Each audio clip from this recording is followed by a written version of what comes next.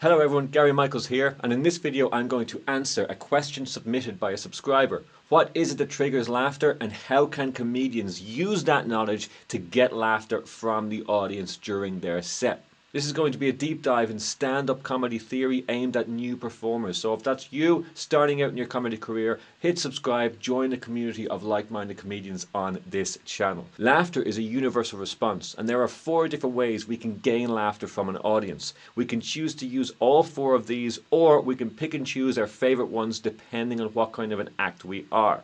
The 4 are surprise, relief, absurdity, and connection. It's not just about the reaction to the punchline.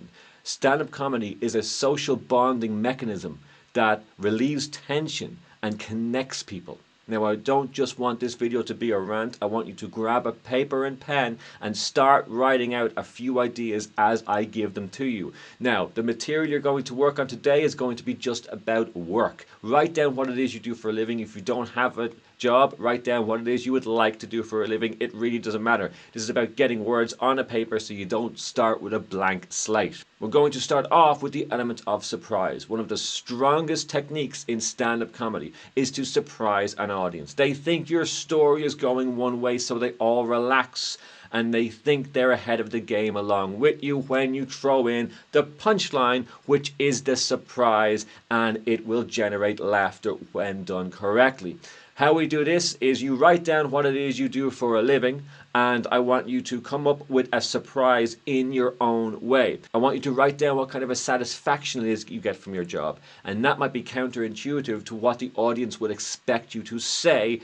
Therefore, you surprise them. Or how much it is you get paid. It can be fictional, doesn't need to be true. You're only on stage to make them laugh, not to tell them every single bit of information is true about you. Laughter is a key here. So you can surprise them with the amount you earn. You can surprise them with who hired you. You can surprise them with a small detail about what it is you do for work that they wouldn't have thought was a part of your job. All of these things, of course, should be around the line of being humorous. You're trying to make them laugh, so you're trying to shock something with inside them. You're trying to wake them up from just listening to you as a storyteller on stage. What we're doing here is building an expectation and breaking it with our punchline. This is the foundation of stand-up comedy. Bring them to somewhere where they thought they've been before, and then change around the meaning on something that they thought they understood.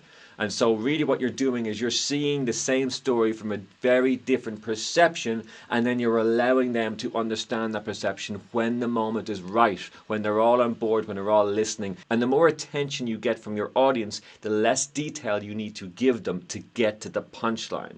Of course, experience is key here. You might not have that at the moment, but these are the things to look forward to later on. So you can see here already one technique, surprise, has a lot of theory behind it, and if you just stick to surprise alone, you can get through your entire set by leading them in one direction and changing the game plan right at the last second and giving them a punchline they didn't expect coming on how you see whatever it is the topic you're talking about. A second principle of comedy is relief. You are breaking tension within the room while you are performing, and how you're doing that is you're making them laugh. And when people laugh, they have a sense of relief about them. You can't be stressed and pent up if you're currently laughing. It's just not possible.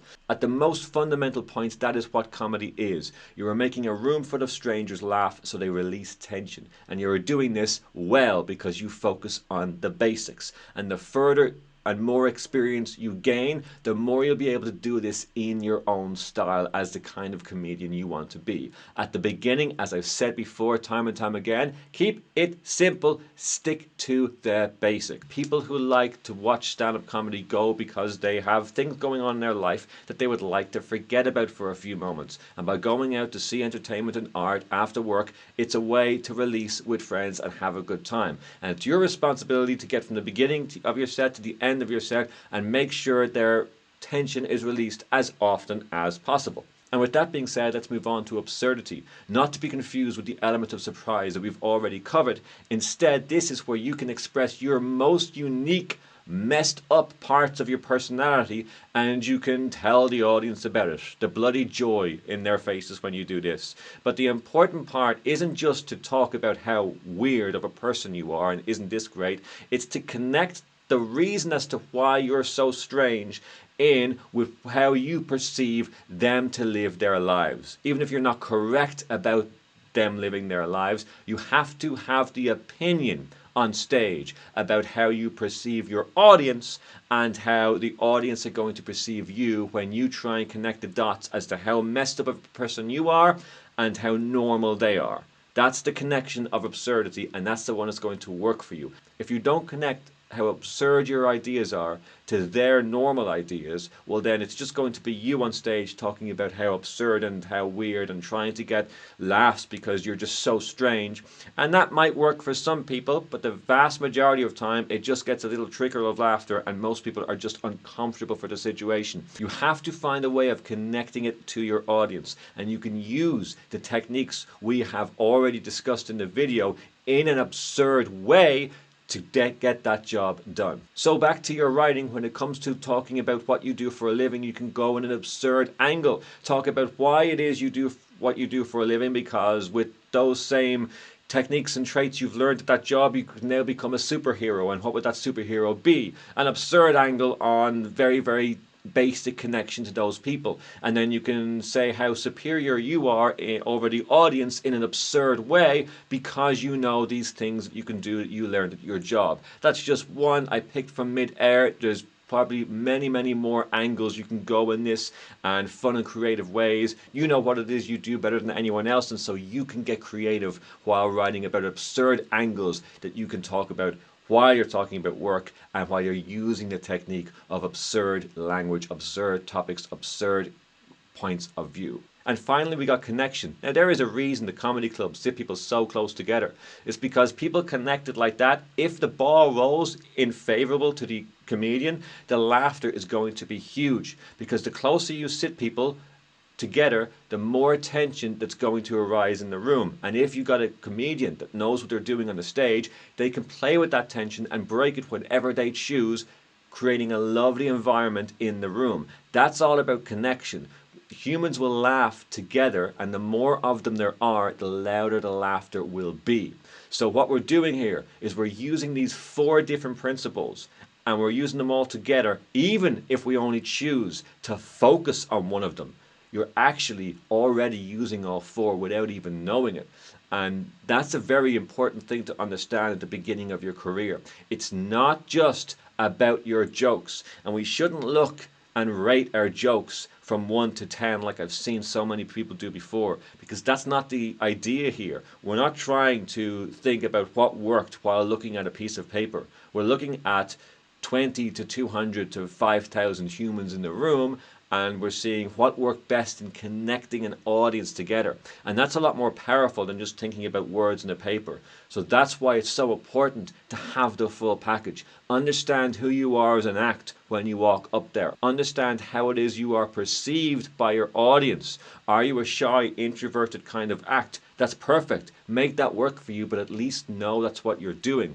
Are you a really outgoing, very confident, very strong, fit person? Well, make that work for you as well, and have the material and your charisma on stage and your actions be the same and in line with that. There's no point in being both things and not knowing it. You can't go on stage as a really confident, very good looking person and talk about how introverted you are. Even if you think you're introverted too, this is about the audience perception of who you are. And if we understand the audience's perception of who we are and we act accordingly, then we can tap into these principles and break the tension in the room and demand that they treat us like the comedian. And if we just use the principles, it doesn't matter who you are as a person, how shy you are as a person, you can command any audience to see you as the comedian that you want to be seen. And you can get 80 or more % of them laughing at you consistently, which is the definition of a successful act. I hope this rant has benefited you. I hope you've jotted down a few ideas. It's going to make you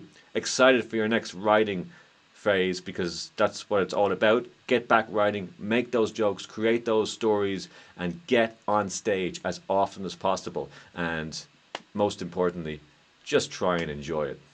Okay. I'll see you in the next video.